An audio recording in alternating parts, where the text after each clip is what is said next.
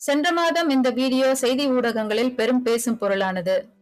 ஏனென்றால் சென்ற மாதமே ஈரானில் பெரும் போர் பதற்றம் நிலவியதால் அங்கே மாட்டிக்கொண்டிருந்த நமது இந்திய மாணவ மாணவிகளை மீட்டு இந்தியா அழைத்து வருவதற்காக இந்திய அரசாங்கம் ஸ்பெஷலாக பிளைட்டுகளை ஏற்பாடு செய்து அவர்களை அங்கிருந்து மீட்டு இந்தியா அழைத்து வந்தனர். இந்தியா வந்தடைந்த அந்த மாணவ மாணவிகள் இந்திய மண்ணில் அவர்களுடைய காலடி பட்டதும் இந்திய மண்ணை வணங்கி இந்துஸ்தான் ஜிந்தாபாத் என்று மகிழ்ச்சியோடு கோஷங்களை எழுப்பினார்.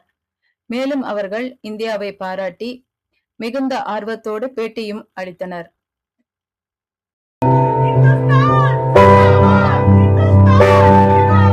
We were in Tehran, we were stuck in Tehran and we were there international. As international, nobody was there for us. Indian embassy helped us so much. We thank Indian government. Thank you so much. இதே போல 8 மாதத்திற்கு முன்பு operation சிந்து என்ற பெயரில் இந்திய அரசாங்கம் ஈரானில் இருந்து பல இந்தியர்களை மீட்டு கொண்டு வந்தது. இதே போல எப்பொழுதெல்லாம் இந்தியர்கள் போர்மேகங்கள் சூழ்ந்த நாடுகளில் மாட்டிக்கொள்கிறார்களோ அப்பொழுதெல்லாம் இந்திய மத்திய அரசு ஸ்பெஷல் ஆபரேஷன்கள் மூலம் அவர்களை மீட்டு இந்தியாவிற்கு அழைத்து வந்துள்ளது. ஈரானுக்கு சென்று வந்த நமது இந்திய இஸ்லாமியர்கள் இந்தியாவின் அருமை பெருமைகளை தெரிந்து கொண்டு இந்த பேட்டிகளை அளித்தார்கள். ஆனால் நம்முடனேயே இங்கே இந்தியாவில் இருக்கும் இஸ்லாமியர்களுக்கோ நமது இந்திய நாட்டின் தாய் நாட்டின் பெருமை இன்னும் தெரியவில்லை.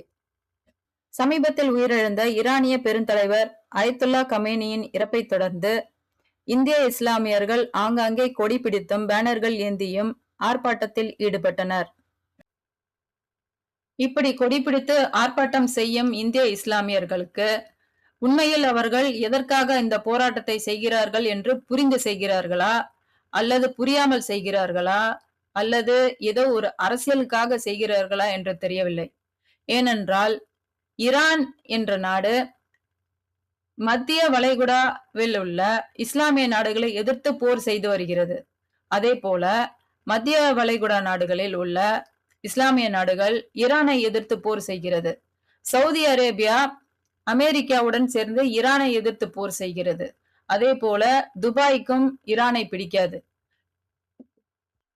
இந்த மேற்கு ஆசிய நாடுகளும் மத்திய கிழக்கு நாடுகளும் இஸ்லாமிய நாடுகளாக இருந்தாலும் இவர்களுக்குள்ளேயே பெரும் சண்டை உள்ளது.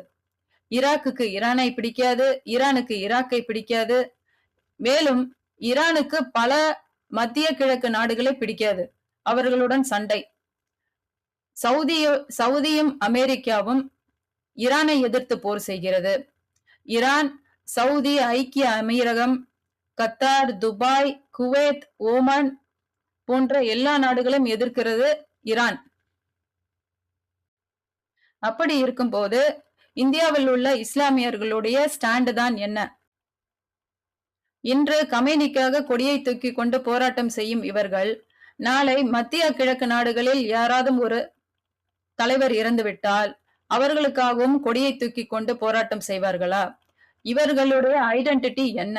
இவர்கள் இந்தியர்களா, ஈரானியர்களா, ஈராக்கியர்களா, துபாய்காரர்களா, பஹ்ரைன்காரர்களா, ஐக்கிய அமீரகத்தை சேர்ந்தவர்களா, சவுதிகாரர்களா அல்லது கத்தாரை சேர்ந்தவர்களா? யார் இவர்கள்? இந்தியர்களா அல்லது இந்தியர்கள் என்ற அடையாளத்தை தொலைத்தவர்களா? ஒரு மலேசிய இஸ்லாமியர் தன்னை மலேசியன் என்றுதான் கூறுவார். அதே போல ஒரு இந்தோனேஷிய இஸ்லாமியர் தன்னை இந்தோனேஷியன் என்றுதான் கூறுவார்.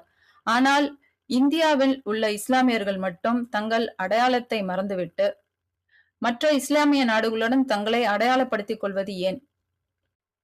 இறந்த இஸ்லாமிய ஈரானிய தலைவர் கமேனியை பற்றி பல குற்றச்சாட்டுகள் உள்ளன. அதில் ஒரு பெரும் குற்றச்சாட்டு அவருடைய சொந்த மக்களான ஈரானியர்களையே 40,000 பேரை அவர் கொன்றுள்ளார் என்று கூறுகிறார்கள்.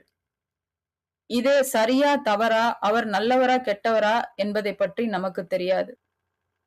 ஆனால் இது எதுவும் தெரியாத பல இஸ்லாமியர்கள் இந்திய திருநாட்டில் கமேனிக்காக கொடி பிடித்து ஆர்ப்பாட்டம் செய்வது சரியா?